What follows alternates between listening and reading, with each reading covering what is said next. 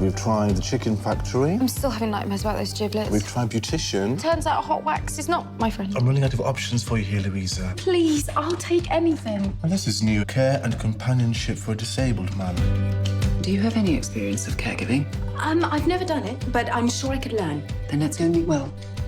Hi, I'm Jayne Thorpe. I'm here for the fan carpet at the European premiere of Me Before You. Stay with us to see and hear from the talent attending. Lou is she is a small town girl who is supporting her family when we first see her because her dad's lost a job and her sister needs to go back to university, and so she, without any skills, is set out into the big bad world to try and find a job in her village. And she finds a job being a caregiver to a quadriplegic called Will Traynor. And he was quite the action man before his road accident that left him quadriplegic. He is charming and gorgeous and intelligent and lives in the castle. And it's a kind of a star-crossed lovers situation. My character, well, she's lovely. I loved reading her, and then I loved playing her.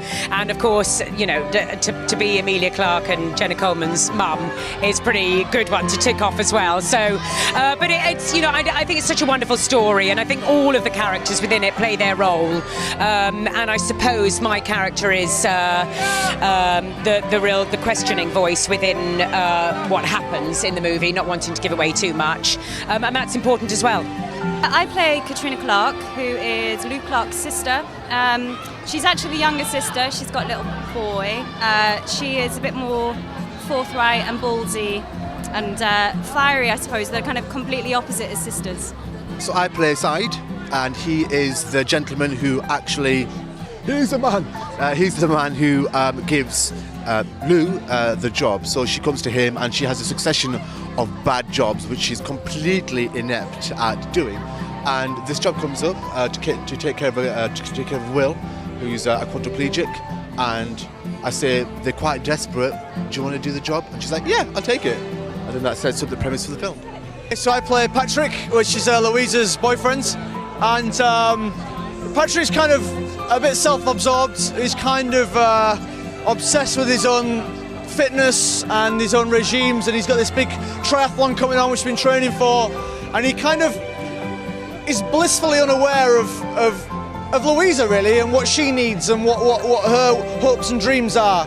And so when Will comes along into her life, he's very much unprepared for it. And you know, I don't want to say that he's a horrible person, because he's really not. He's just a victim of his own upbringing. You know, he's very kind of insular, whereas Will is, you know, he's very extrovert and imagines about the world and what's around, whereas Patrick's very content in what he's got, and I think that him and Louisa end up not being quite right for each other, and Will, in some senses, has already achieved what Patrick is trying to achieve. Absolutely, yeah. I mean, because Will obviously is that entrepreneur who has gone and made a lot of money and worked the stock market and whatnot, and Patrick is that, but very small time, and he's quite happy keeping it that way, whereas Louisa, she's got the potential to be bigger than that and to go places and see things, and Will kind of opens up that potential within her. What was it like working with Emilia? Amazing. She's fantastic. She's a true star. Oh, brilliant. Like, I can't think of a more perfect casting for Lou. She's hilarious, like totally kind of... it didn't feel like you were at work when you came to set with her. She was kind of relaxed and totally free, but also kind of just hilarious, makes you smile. And I think it's that kind of quality Lou has. I didn't know that the Khaleesi actually looked like Emilia Clarke, but as soon as I met her, she was so much like the Louisa in my head. For me, there was only one choice. And then, then you meet Sam, and the chemistry between them in auditions was so amazing. It was like they just popped off the screen. So she was amazing. Like, she is superb. Like, she is the funniest, most charismatic. She's a firecracker. She's a really bubbly, crazy, anarchic woman, and we had such a laugh. Honestly, we had such an amazing time, and I'd love to work with her again. I mean, I keep going up for Game of Thrones, so hopefully one day, once I eventually land my audition for Game of Thrones, I'll work with her again in a different sphere. He was amazing to work with. He was a joy. Yeah, it was super easy. Fantastic. I loved every minute of it. casting the two people, casting the right people in the two leads. At the audition, it was there right from the off, and it suddenly made a very difficult process very easy. Like every other actress around 30 years old, think about it, we saw 300 women for it, so very, very long process. Did it take? 3-4 months. It was long. 300 is a lot. I was always a geeky little fanboy as a kid, and I kind of still am a little bit. And so every time I do a new job, like to work with these people, it's fantastic. You know, you meet them and you think as a fan, and you go, "This is great. Oh, this is cool. I'm meeting Emilia Clarke from Game of Thrones. This is wicked." But then you start to work with them on a professional level, and suddenly you go, wow, I'm working with Emilia Clarke and Sam Claflin, who have done, and you know, Charles Dance, who've done these amazing projects and are talented actors. And yeah, I absolutely do. Every day, like you come on and you look at the people you're working with and the caliber of people, and you have to pinch yourself and go, are they still letting me do this? Am I still doing a living here? It's, yeah, I really do get a bit starstruck. Preparing for the role, it doesn't really sort of come into it as far as the morality of it, because that's the part that you're playing. It's there in the novel and it's there in the script. It's more about playing the human being behind it and building that family, and that was easy because everybody was so lovely and we all just clicked and had a great time. So yeah, it was great fun. I wrote it, but I still cry every time I watch it, which I think is testament to the performances of Emilia and Sam. So I'm very pleased with it. What attracted you to this film? Well, it was the story first. My wife, and actually pretty much every female friend that I've got has read the book. And so when I said, oh, I've got this audition for Me Before You, which actually I'd heard of it, but obviously I've not read it, I hadn't read it yet. They were like, oh my God, Me Before You, it's amazing. So I did the audition, and I was like, I'm going to do this, I'm going to get this. And I did it, and thankfully what I did worked, and we shot it in Wales, and it was amazing. No, I wasn't, but it was one of those things where I read it, obviously, when the audition came up, and then loads of my friends had read it, so the moment I was filming it, I got like a lot of messages from friends that have read it and loved the book. I read the book, I got sent the script, I read the book first, and then I just thought it was absolutely fantastic. I thought it was, you know what, it wasn't just the idea of the character, it was the whole story. It was, I know a lot of people from, you know, I'm from a small town in the north, and I know a lot of people who sort of had these relationships since they were very young, and they're very comfortable and they're very settled, and they're just so unaware of what could be, what is out there for them. And it just takes someone to come along and open your eyes. And that was Louisa's side of it. And then there's Will's story, which is, you know, so powerful and so topical at the minute. You know, the idea of, without wanting to give anything away, you know, about the right to choose with people, and it's so important. It's such an interesting topic for discussion that if this film gets people talking, you know, it's not trying to say yes or no, you know, right or wrong. It's just trying to get that conversation out into the mainstream and get people talking. And from both those angles, I just thought it was a really powerful story. No, I know. Sam and I go way back. We've known each other a number of years, and so for whatever reason, and I totally forgot it until Thea sent us the picture of Sam in my bikini. That was my own, and is now obviously, you know, covered in man tan. They gave me a trainer who I was actually with this morning. He's called Tim Blakely, and he's my bloody hero. And he basically just flogged me for several months for this film. I wanted to know part and parcel kind of what it would be like to be obsessed with your body fat and with a goal like that. And so Patrick's goal was obviously the triathlon in Norway, whereas I set myself the goal of like rap day. So we rapped on like June the 2nd last year, and I was like, okay, that's the day I can drink alcohol again. That's the day I can eat carbohydrates again. I can have pizza and all this kind of stuff. And so I had that goal in mind, and it just helped me get that kind of drive. And then also just physically, just the idea that I wanted to make sure, whenever you're making a film that's based on a book that people love, there's such a, I mean, I'm a huge book reader, and people get so involved and invested in stories and characters that you have a responsibility to make sure it's as accurate as possible. And I knew that I'd be the same with this, and I wanted to make sure that Patrick was the Patrick that people imagined. And the only way to do that would be to get in the kind of shape that Patrick would have been in. So yeah, I went and like just did a lot of gym time, ate as lean as possibly, I could, and I was going for like checkups at the doctors to see what my body fat ratio was, all this kind of stuff.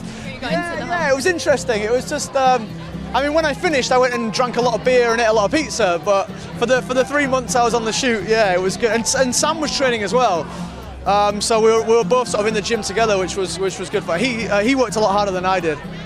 Great. It was really, we had a good amount of rehearsal and really intimate. Like, you didn't feel like you were coming into a bit. It felt very family. It was the kind of environment on set. It felt very at home and free, and kind of creating, especially the the Clarke household in particular, is making that feel kind of as at home as we could. So that was really good. So Sam, sadly, you don't see him here today. He's run away from the rain. However, he will be making a little surprise appearance at a screening in this particular cinema later on tonight. The themes seem to be, for me at least, watching it, they seem to be sort of love and hope and bettering yourself and constantly striving for more. Yeah, I totally agree. I think there's I'm a big believer in love, and love is all you need, in the whole John Lennon-esque, but it's the idea that you shouldn't sacrifice your own happiness, for a lot of things. Like the idea that Louisa thinks, oh, I'm comfortable, I don't want to upset Patrick, I don't want to do this, that and the other, or that fear. You've got a fear to branch out. You should always take those gambles, take those leaps, because you never know what's going to unfold, you never know what possibilities, what potential you have in life.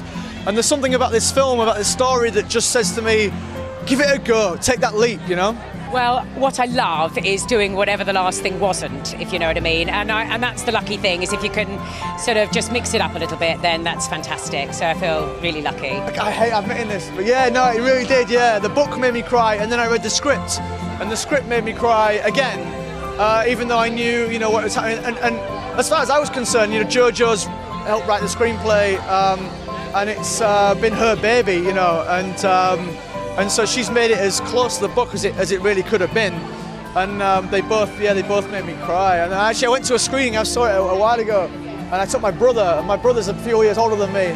This big sort of gruff northerner, and he cried his eyes out. So yeah, it's one of those. Where did the inspiration for the story come from? It came from a news story that I heard back in 2008, 2009 about a young man, an athlete who'd been left paralysed and who had persuaded his parents to take him to Dignitas.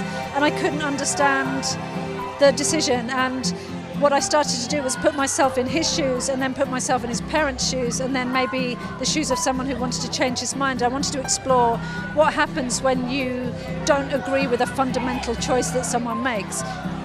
How far do you have to go along with it? Is that what you want the audience to do, to be able to empathise with the characters and go away with that kind of message? I hope it's an uplifting film. I think what I really feel is that you shouldn't judge people for the decisions that they make. It's easy to say, this is the right way, that's the wrong way.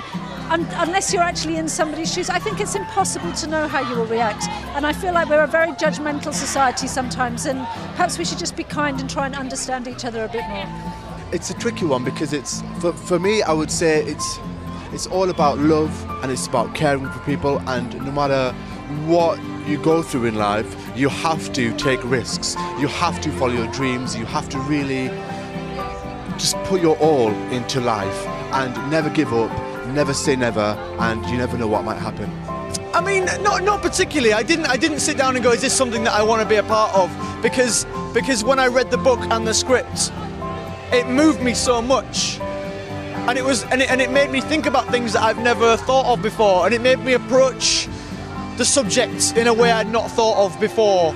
And I thought, if that's done that for me reading this book, and if we can make a movie and maybe make a couple of other people start to think, oh, maybe it's not as straightforward as we think it is, maybe there's a bit more to it, and just get people talking. That's a real, as an actor, to be able to think that a project that you've done has in some way helped someone look at something that's a little bit different, and help them maybe change their opinions or whatever, or reinforce their opinions, whatever, then that's amazing. To think that we have an impact on people, and so that was, it was important. How did you come across this story? I was sent the script by my agent, who's standing right there. What do you think this is going to say about women being directors, having female protagonists, females that don't need rescuing? Well, the thing about this project is nobody was given the job because they were a woman. but it's turned out that a huge number of people involved are female, which is fantastic. And if we can change the dial the right way, then so be it.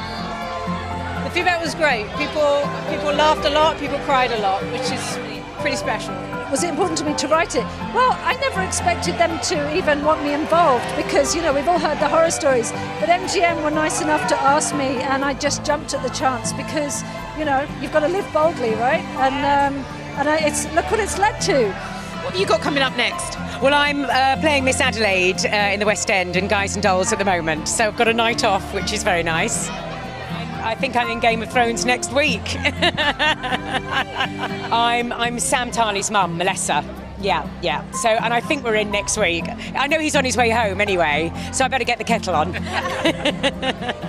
That's all from us at the Fan Carpet here at the European premiere of Me Before You. Do remember to follow us on Facebook, Twitter and Instagram, and stay with us because there will be more next time. I have become a whole new person because of you. Do you know something, Clarke? You are pretty much the only thing that makes me want to get up in the morning. Wait for me to come home.